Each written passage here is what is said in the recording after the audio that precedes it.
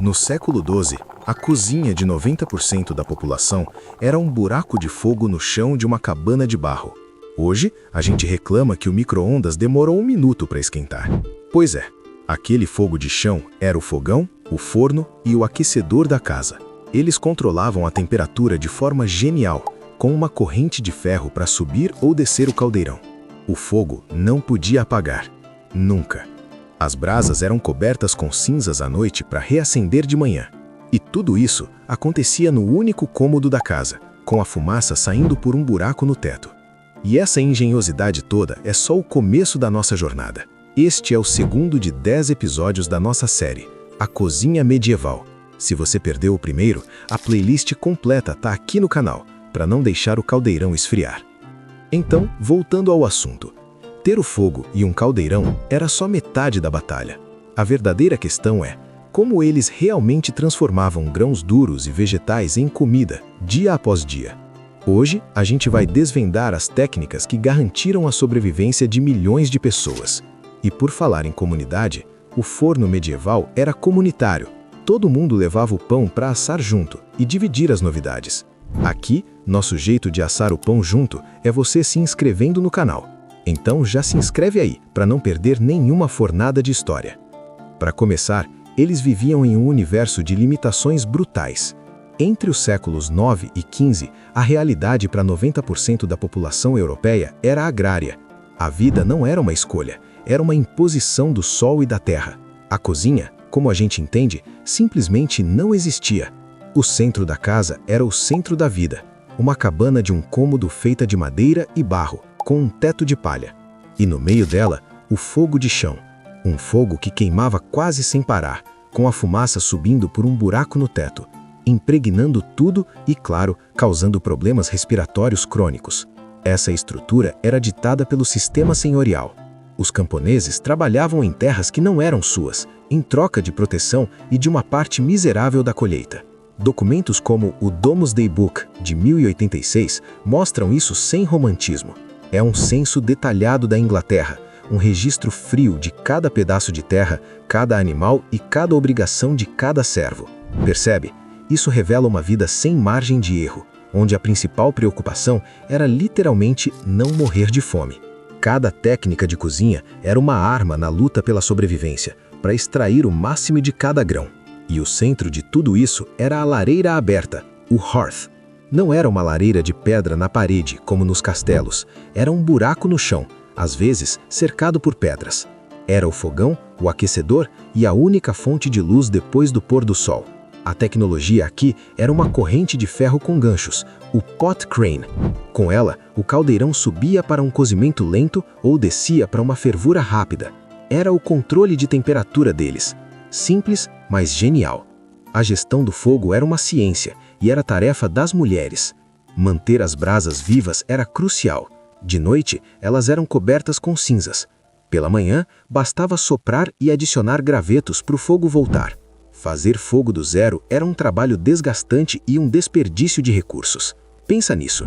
A habilidade de preservar uma brasa era a diferença entre uma manhã de trabalho produtivo e uma manhã de luta para conseguir uma chama. Era a base de toda a rotina diária. Mas, claro, para manter esse fogo aceso era preciso combustível. E essa era outra batalha diária. As florestas pertenciam ao senhor feudal. Cortar uma árvore viva era um crime grave. Os camponeses tinham um direito chamado stovers, que na prática era uma limitação severa. Eles só podiam coletar madeira morta, caída no chão. Isso significava horas de busca por galhos e gravetos, todos os dias, uma tarefa geralmente feita por mulheres e crianças. Em lugares como Holanda, Irlanda ou Escócia, onde não havia florestas, a solução era a turfa, um material orgânico, cortado de pântanos e seco em blocos. A extração era um trabalho sazonal, sujo e exaustivo. A quantidade de combustível que uma família conseguia juntar determinava tudo. Se a comida seria bem cozida, se a casa seria aquecida, se teriam uma refeição quente ou fria. A energia gasta para obter energia era absurdamente alta. Essa limitação de combustível valorizava imensamente os utensílios. A bateria de cozinha era mínima. O item mais valioso, sem dúvida, era o caldeirão de ferro ou bronze. Era tão caro que aparecia em testamentos, passado de pai para filho. No século XIV, comprar um caldeirão novo poderia custar o equivalente a semanas de trabalho. É como um trabalhador de baixa renda hoje comprando um eletrodoméstico de luxo. Ele era usado para tudo: ferver, cozinhar sopas e o mingau diário. Além dele, usavam panelas de barro com pernas, as pipkins, que podiam ser colocadas direto nas brasas. Facas e colheres de pau completavam o kit. E os pratos? Muitas vezes eram fatias de pão velho e duro, chamadas trenchers. Elas absorviam o caldo do ensopado e, no final, podiam ser comidas ou dadas aos animais. Zero desperdício. É impressionante! Se você achou essa informação valiosa, uma curtida ajuda outras pessoas a descobrirem isso também. Deixe nos comentários qual desses detalhes mais te surpreendeu. E para mais histórias que você provavelmente não aprendeu na escola, inscreva-se no canal. Com esses utensílios, as técnicas eram diretas. Pedaços de carne, quando havia, eram espetados num galho verde e assados sobre o fogo. Um espeto de ferro era um luxo, e girá-lo manualmente era um trabalho monótono, geralmente para as crianças. Outro método era usar as cinzas quentes. Vegetais como cebolas eram embrulhados em folhas e enterrados nas brasas para assar lentamente, uma forma primitiva e eficaz de forno. Eles também faziam pães achatados, os ash cakes, bolos de cinza, uma massa simples de farinha e água cozida direto sobre uma pedra quente ou nas cinzas. Era o pão rápido, o pão de quem não tinha acesso a um forno. Mas a refeição de todo santo dia era o pottage, um ensopado grosso que ficava no caldeirão o dia inteiro, cozinhando lentamente. Era um cozido perpétuo. De manhã, a mulher da casa colocava grãos, como aveia ou cevada, água e os vegetais da horta, repolho, alho poró, cebola. Ao longo do dia, sobras eram adicionadas. Se tivessem sorte, um osso ou um pedaço de toucinho entrava para dar sabor. O método era genial, pois usava o calor residual do fogo por horas, economizando combustível. No entanto, para fazer pão de verdade, era preciso um forno. E um forno privado era impossível para um camponês. A solução era o forno comunitário, que pertencia ao senhor feudal. E, claro, não era de graça. Os camponeses eram obrigados a usá-lo e pagar uma taxa, a banalité. O forno era aquecido 1 ou 2 vezes por semana, e o dia de assar pão virava um evento social. As famílias levavam sua massa pronta para o padeiro do senhor assar. O pão era escuro, denso, de centeio ou outra farinha barata. Essa dependência era só mais uma corrente que prendia o camponês ao sistema. Mas o pão não era o único desafio. A verdadeira corrida contra o tempo era com a carne. Sem refrigeração, a conservação era a única barreira entre a abundância de um abate e a fome do inverno. A salga era o método principal, brutalmente direto. A carne era esfregada com quantidades enormes de sal e guardada em barris. Outra técnica era a defumação, um processo passivo e constante. Peças de carne ou peixe ficavam penduradas perto da lareira e a fumaça diária as secava e impregnava com compostos que impediam a proliferação de bactérias. O impacto disso era absoluto. O porco, abatido no outono, alimentava a família por meses. Isso transformava um evento único em segurança alimentar duradoura. A secagem ao sol, por sua vez, preservava frutas e peixes, garantindo vitaminas e proteínas fora de época. Eles basicamente inventaram a carne seca e o charque, por pura necessidade. O mesmo princípio que permitiu a exploração do interior do Brasil séculos depois, já garantia a sobrevivência na Europa medieval. Mas nem tudo era sobre impedir a decomposição. Às vezes a solução era controlar uma transformação. A fermentação era a alquimia do camponês. Sua função era transformar alimentos perecíveis em produtos estáveis, seguros e nutritivos. O leite fresco, por exemplo, estragava em horas, mas com o uso de coalho retirado do estômago de animais, ele se tornava queijo, capaz de durar meses. Grãos como a cevada eram fermentados para criar a cerveja, ou ale, e o resultado mudava tudo. A ale era mais segura que a água, frequentemente contaminada, e fornecia calorias essenciais para o trabalho pesado. Era uma bebida espessa, nutritiva, consumida por adultos e crianças. O pão, fermentado com leveduras selvagens, resultava no sourdough, que se conservava muito melhor. O pão de fermentação natural, que hoje é um item gourmet, era simplesmente pão, a única forma de fazê-lo, usando um princípio que permanece idêntico. Essa engenhosidade se estendia até as técnicas mais primitivas de aquecimento. Uma delas era cozinhar com pedras quentes. O método era uma solução genial para quando um recipiente, como um pote de cerâmica frágil, não podia ir direto ao fogo. O processo era simples. Pedras lisas eram aquecidas nas brasas até ficarem incandescentes.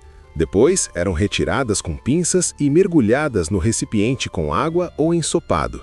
O calor intenso das pedras fazia o líquido ferver quase instantaneamente. O processo era repetido até a comida cozinhar. Embora pareça primitivo, isso significava que qualquer recipiente à prova d'água poderia virar uma panela. É basicamente o ancestral de um aquecedor de imersão. A ideia de levar o calor até o líquido em vez de levar o líquido ao calor ainda é usada em cozinhas modernas e laboratórios. Mas a escolha da técnica e do ingrediente não era livre. Era ditada por um poder absoluto, o poder das estações. A sazonalidade não era um conceito, era a lei que governava a cozinha e a vida. O outono era a época da colheita e do abate, um período de relativa abundância. O inverno era a sobrevivência à base de alimentos conservados, carne salgada, grãos secos, vegetais de raiz. O verão trazia vegetais frescos e laticínios, mas a primavera escondia um período de terror, conhecido como Hungry Gap, a lacuna da fome. Era o momento em que os estoques do inverno acabavam, mas as novas colheitas ainda não estavam prontas. Era a fase mais perigosa do ano. O contraste com um supermercado moderno, com tudo disponível o ano todo, é total. Nós vencemos as estações com logística global.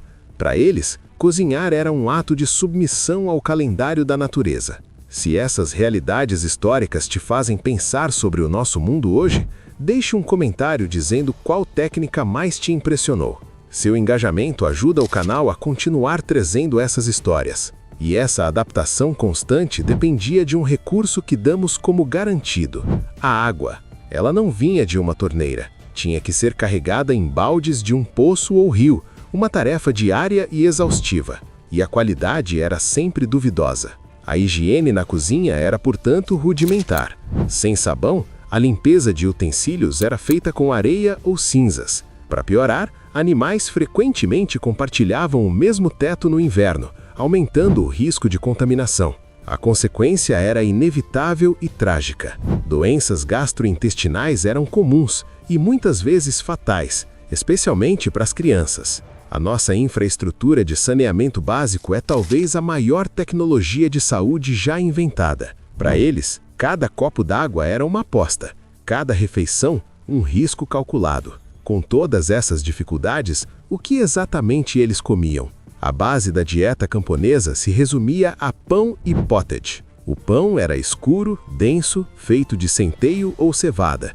Trigo era para os ricos. O pottage era aquele cozido perpétuo, feito com os mesmos grãos e vegetais da horta, repolho, nabos e cenouras que eram roxas ou brancas. Leguminosas como feijão e lentilhas eram a principal fonte de proteína. A carne era um luxo raro. O porco da família era a fonte mais comum.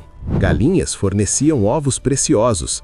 Caçar era proibido, um privilégio do senhor feudal. A dieta era incrivelmente monótona, mas projetada para uma única coisa: fornecer a energia bruta necessária para o trabalho no campo. Hoje buscamos dietas ricas em grãos integrais por escolha. Para eles, não havia escolha. Mas seria um erro imaginar um camponês monolítico em toda a Europa. A experiência na cozinha variava drasticamente. Perto da costa, a dieta incluía peixe salgado. No sul da Europa, havia azeite e mais frutas. No norte, predominava a gordura animal. Mas o maior divisor era a classe. Um camponês livre e próspero tinha uma dieta muito superior à de um servo. A peste negra, em meados do século XIV, mudou esse cenário. A escassez de mão de obra permitiu que os sobreviventes negociassem melhores condições e, consequentemente, uma alimentação melhor. A cozinha medieval camponesa não era uma única história. era um mosaico de soluções locais, ditado pela geografia, pela classe e pelo tempo. Uma realidade de engenhosidade e resiliência, forjada no fogo e no ciclo implacável das estações. E nesse ciclo implacável não havia espaço para romantismo. A engenhosidade não era um hobby, era a única barreira contra o colapso total.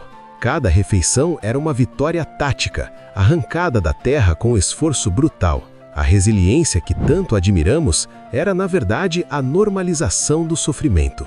É curioso como romantizamos essa luta. Vemos beleza na simplicidade forçada, no zero desperdício que era apenas a ausência de opções. Talvez a gente precise acreditar que o sofrimento do passado tinha um propósito nobre. Isso torna a nossa própria fragilidade um pouco mais fácil de engolir. Nós trocamos a busca diária por galhos secos pela caça a uma tomada livre no café.